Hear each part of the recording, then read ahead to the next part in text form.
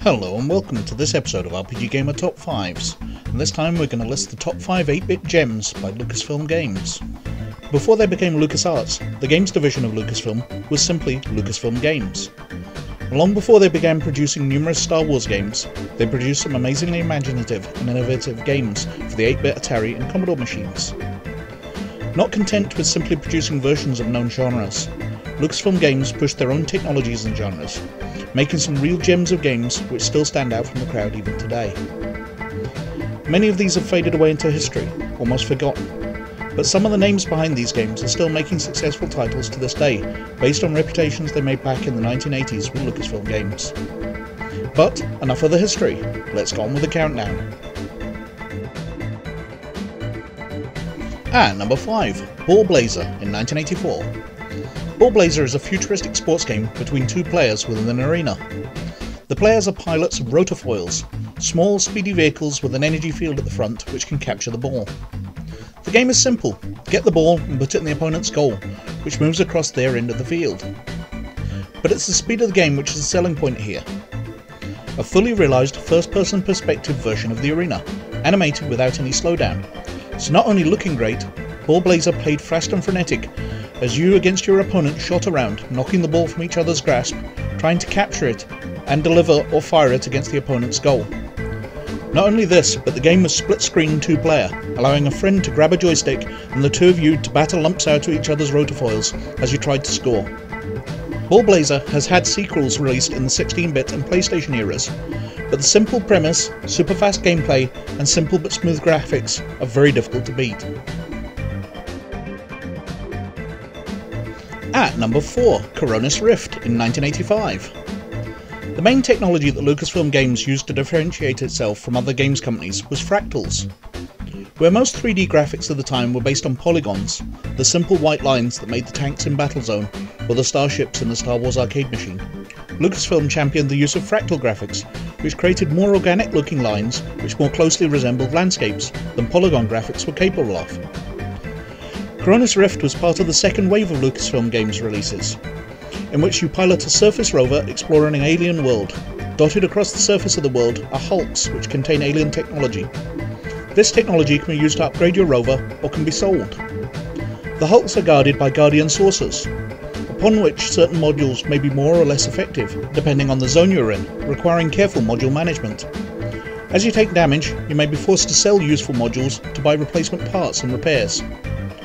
The goal of the game is to reach the 20th zone and destroy the saucer control base located there. As well as outstanding graphics, Coronis Rift had a deep and involving gameplay, but was incredibly hard to progress in and complete, which led to us putting this game at a lower ranking than it possibly deserves. At number 3, the Eidolon in 1985. The other of the second wave of Lucasfilm Games, which also used fractal graphics. This time the graphics are inverted though, and instead of creating mountains and landscapes, they create caves and tunnels to be explored. The Eidolon has a steampunk style, where you have found the Eidolon, a strange 19th century vehicle in an abandoned laboratory, and upon using it you are transported to another dimension, which consists of a series of caves inhabited by various fantasy creatures, which must be dealt with using the Eidolon's energy cannon. The game not only involves shooting, but some level of strategy, as your energy weapon can fire 4 types of energy: red, yellow, green and blue, which have different effects on different creatures, such as green energy transforming enemies, and blue energy freezing them. Once each cave has been explored and 3 diamonds collected, a dragon must be defeated to move on to the next cave system, and 8 levels must be defeated to return home and complete the game. The steampunk vibe, especially when combined with the fact that the caves are heavily hinted to exist within your own mind, or possibly within your own dreams, creates a fantastic atmosphere, leading to an experience unlike any other game which had been developed at the time. At number 2, Maniac Mansion in 1987. The first point-and-click adventure to use the Scum engine, which perhaps is more famously used in the Secret Monkey Island games, Maniac Mansion was perhaps eclipsed by its own sequel, The Day of the Tentacle, which actually contained an entire playable copy of Maniac Mansion within the game. Maniac Mansion launched the career of Ron Gilbert, who many see as the godfather of point-and-click adventures, who has recently returned to the genre with a crowdsourced Thimbleweed Park. Maniac Mansion displayed the features that would see point-and-click adventures rise in stature as they were recognised as allowing computer games to become a valid storytelling art. And it was the first game to use cutscenes, a word coined by Rod Gilbert to advance the story and inform the player about off-screen events. What is mainly remembered about Maniac Mansion, however, beyond the innovative interface and outstanding graphics, was the sense of humour, with the game not taking itself too serious and playing on its own genre for laughs. And at number 1, Rescue on Fractals in 1984. Created under the name Behind Jaggy Lines, which plays on the jagged nature of the fractal graphics, Rescue on Fractals sees the player take the part of a pilot of a rescue craft, searching the planet Fractals for downed fighter pilots, all while avoiding attack by the alien Jaggies. Flying through canyons to avoid enemy air cover, the pilot must locate downed craft and land within walking distance of them. As you power your ship down, shutting off your engines to avoid roasting the rescued pilot, and deactivating your shields to allow him access, you can see the pilot making his way to your vessel.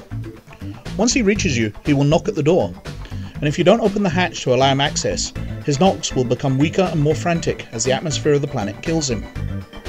However, not all of the pilots are yours. Sometimes alien Jaggies have taken the place of the pilots, and they will begin smashing your ship if you allow them access. Or if you deny them access, they will climb onto the cockpit window and start hammering their way in, or at least until you engage the engines and vaporize them. And there lies the tactics of the game, trying to recognize the alien Jaggies as they approach before they can damage your ship, and avoiding the aircraft and missiles they send into the canyons after you.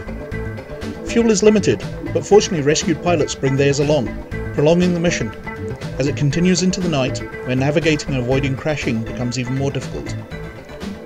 Rescue on Fractals is an intense experience, with a wait for the pilot to make their way to your ship, building anticipation, and the shock when a Jaggy leaps into view, leading to it being called the first computer game to really scare people, which is why it's our favourite of the 8-bit Lucasfilm games.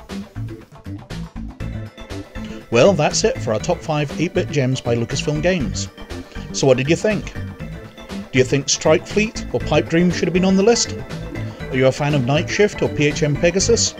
Let us know in the comments below by getting in touch through email or the website. So, as always, many thanks for watching. Please like and subscribe if you like what we're doing, but most of all, you look after yourselves, and we'll catch you later. Bye.